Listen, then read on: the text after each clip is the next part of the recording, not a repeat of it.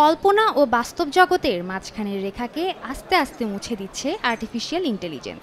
এককালের science ফিকশনের পাতায় পড়া robot কিংবা অসাধারণ বুদ্ধিসম্পন্ন কৃত্রিম বুদ্ধিমত্তা সবই এখন বাস্তব। যন্ত্রপাতি তৈরি, সফটওয়্যার ডেভেলপমেন্টের মতো জটিল সব কাজের পাশাপাশি শিক্ষা জগতেও পা রাখছে এআই।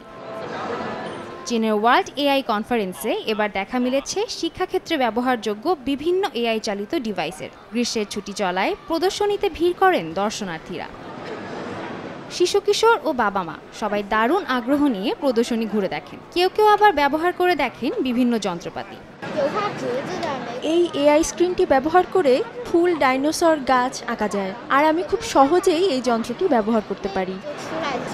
1 ঘন্টা ধরে আমার বাচ্চা ঘুরে দেখে, বাড়ি যেতেই চায় না।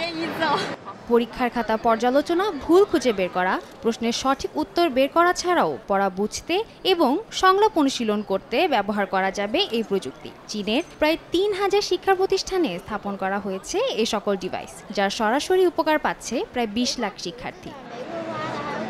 সাদিয়া তাসনিম, সময় সংবাদ।